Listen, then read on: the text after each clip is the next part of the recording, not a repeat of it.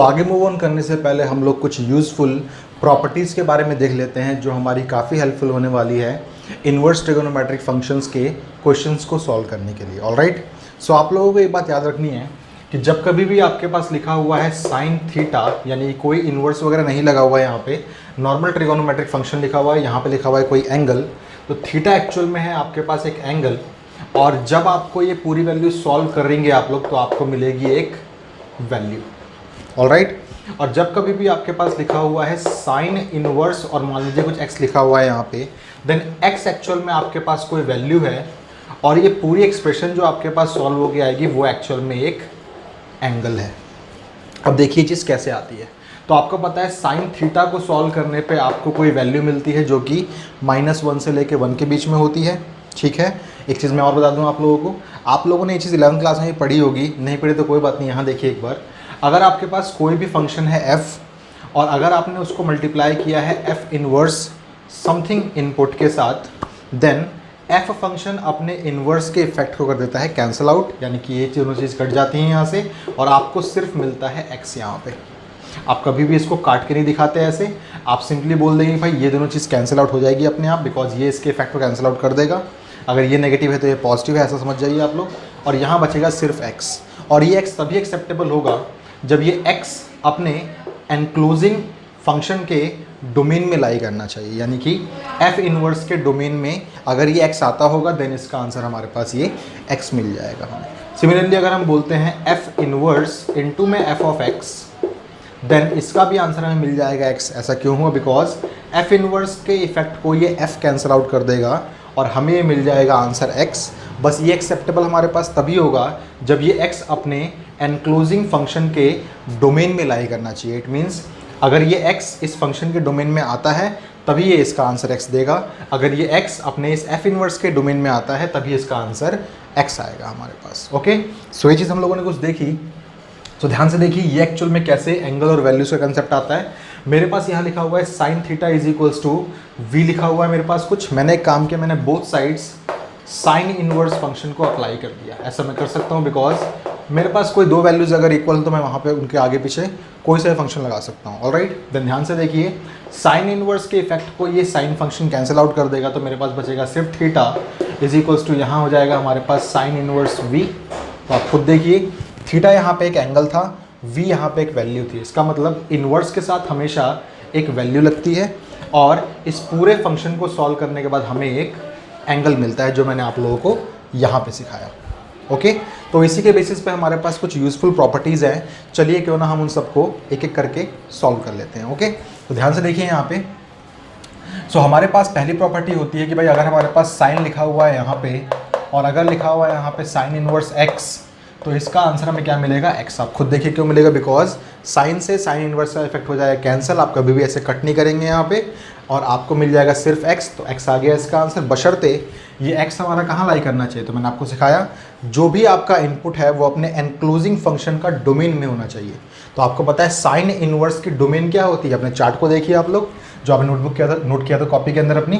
तो x आपका belong करना चाहिए -1 to 1 के बीच में। ऑलराइट, नाउ अगर हम बोलते हैं यहाँ पे cos है यहाँ पे and then cos inverse x है यहाँ पे, तो इसका आंसर भी क्या आएगा? दोनों यहाँ से हट जाएंगे, आपको मिलेगा सिर्फ x। और x कब एक्सेप्टेबल होगा?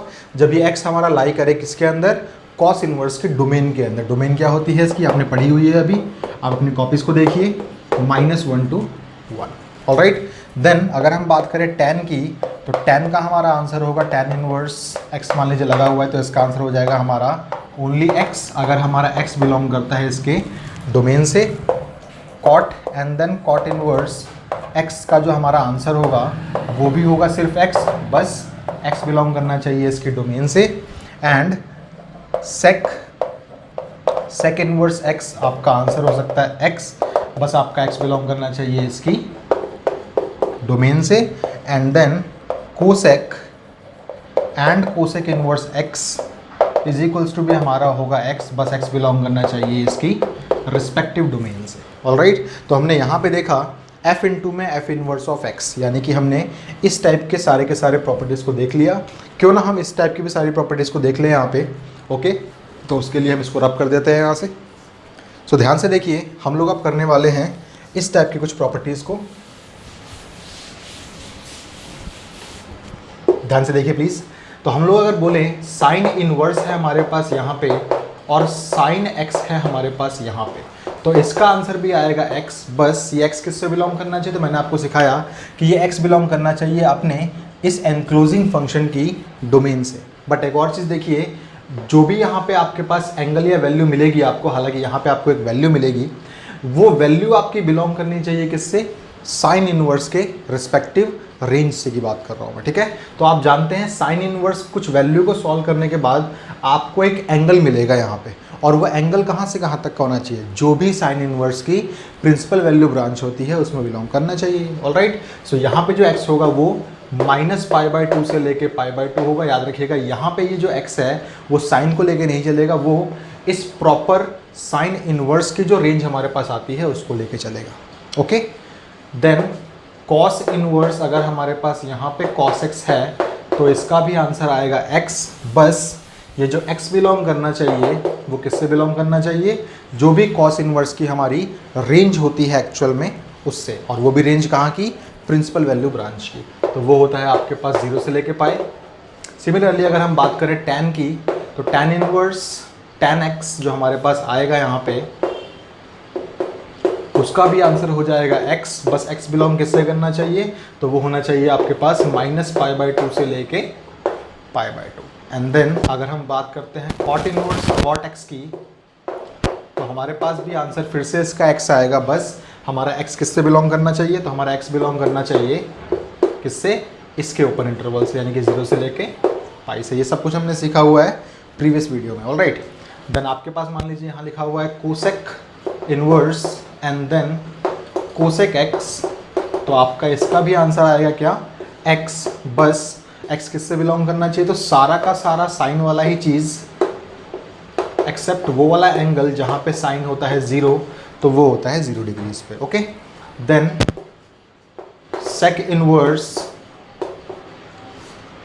सेक x का जो हमारे पास आंसर आएगा वो भी हो सकता है हमारे पास x। बस x किससे बिलोंग करना चाहिए, सारा का सारा कॉस वाला पार्ट, बट वो वैल्यू हटानी है आपको जहाँ पे कॉस होता है 0, तो वो होता है 90 डिग्रीज पे। तो ये वाली चीज़ याद रखिएगा। यहाँ पे जब आपके पास फंक्शन एंड देन इनवर्स लगा हुआ हो, तो यहाँ पे आप अपने इस फंक्शन की रेंज को लिखते हैं यहाँ पे, इस फंक्शन की रेंज को लिखते हैं यहाँ पे, इस फंक्शन की रेंज को लिखेंगे आप यहाँ पे। बट अगर आपके पास sine inverse and then sine x लिखा हुआ है, तो आप लोग इस फंक्शन की रेंज को लिखेंगे यहाँ पे, इस फंक्शन की रेंज को लिखेंगे यहाँ पे, इस फंक्शन की रेंज को लिखेंगे यहाँ पे। ओके, तो काफ़ी इजी है। रेंज का मतलब वो प्रिंसिपल वैल्यू ब्रांच जो हमारे पास होती है वो। ओके, सो ये चीज़ आप लोग प्लीज़ नोट डाउन कर लें। अभी हमारे पास कुछ और भी प्रॉपर्टीज़ है, क्यों ना हम इसको यहीं लिख दें।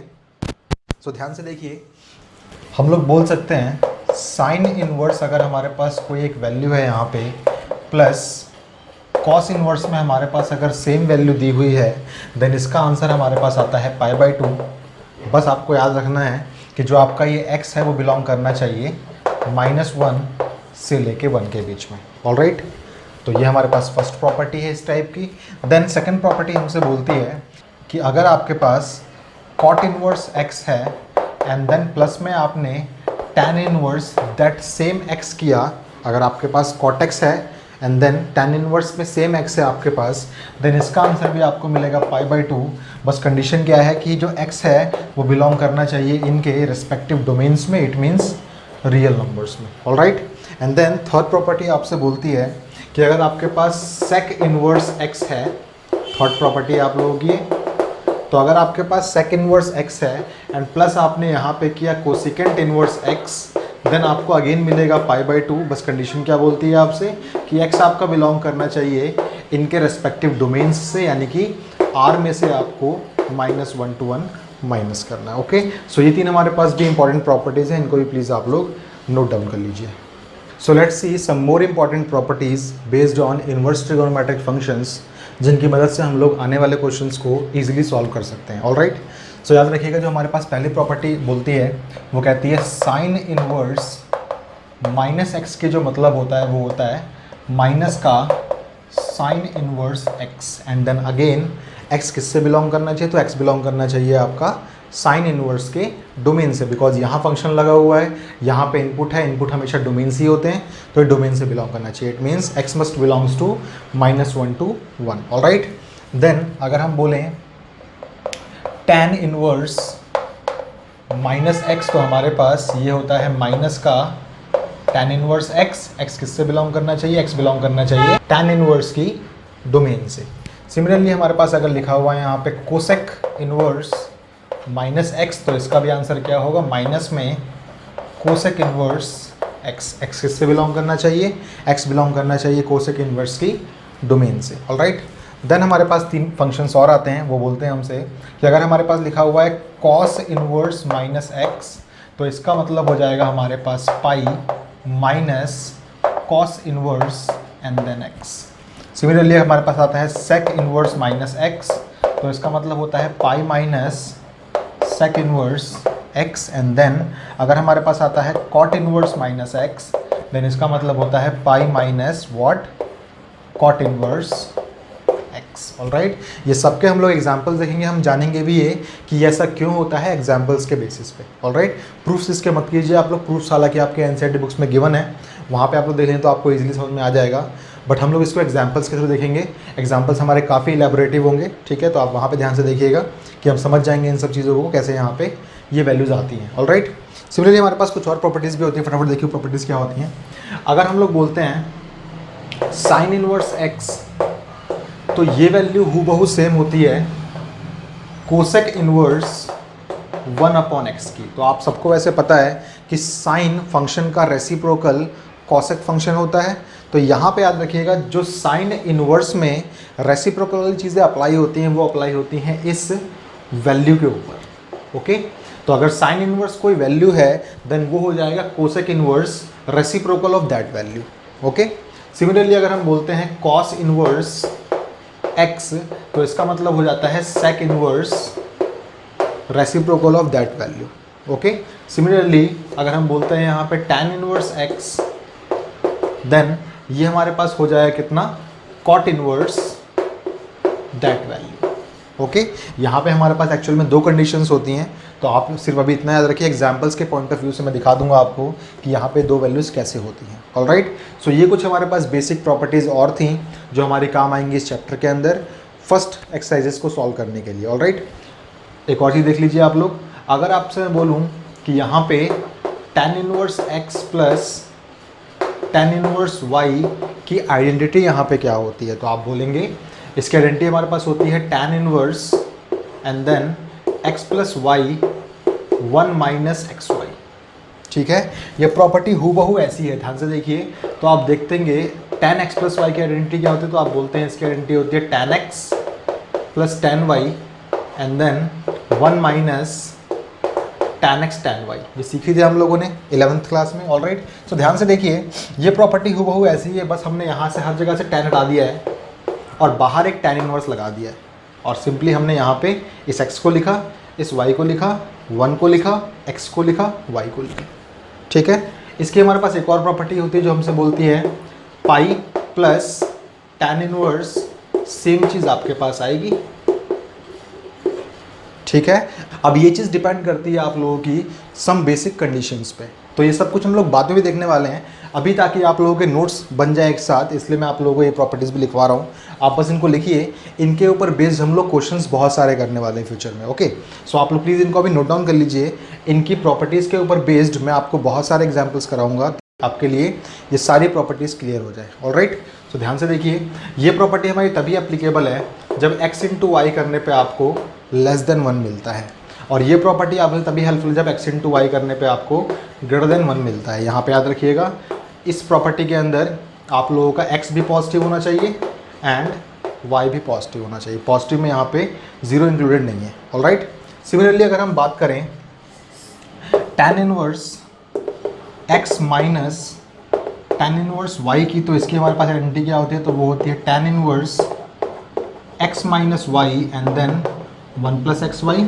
इसको आप प्रूव कर सकते हैं बाय यूजिंग दिस प्रॉपर्टी। आप एक काम करें, बस आप सिर्फ यहाँ पे माइनस का y पुट कर देंगे तो आपको ये मिल जाएगा। आपको पता है tan इनवर्स समथिंग माइनस का क्या आता है आपका आंसर माइनस का tan इनवर्स दैट थिंग आता है, तो आप इसको आराम से प्रूव कर सकते हैं। एनसीईआरटी में इसका प्रूफ भी है, प्रूफ इतने हमारे लिए ज़रूरी नहीं है। ध्यान से देखिए एक बार, ये चीज़ होती है कब, जब x इंटू वाई करने पे आपको ग्रेटर देन -1 मिलता है, ठीक है। तो हालांकि हमारे पास इसका सिर्फ एक ही फॉर्मूला एनसीईआरटी में डिफाइंड है, बट इसके हमारे पास 2 फॉर्मूले डिफाइंड हैं, तो आपको ये कंडीशंस भी लर्न होनी चाहिए। ऑलराइट, तो ये हमारे पास कुछ यूजफुल प्रॉपर्टीज़ थी जिनकी मदद से हम लोग आने वाले क्वेश्चंस को सॉल्व करेंगे। ऑलराइट, वहाँ पे हम लोग इनके स्पेसिफिक टॉपिक्स को पकड़ेंगे और हम लोग इसके बहुत सारे एग्जाम्पल्स को सॉल्व करने वाले हैं। ऑलराइट, सो आप इन चीज़ों को प्लीज़ एक बार अपनी कॉपीज़ में नोट डाउन कर लीजिए और इनके थ्रू एक बार गो थ्रू कर जाइए, ओके, ताकि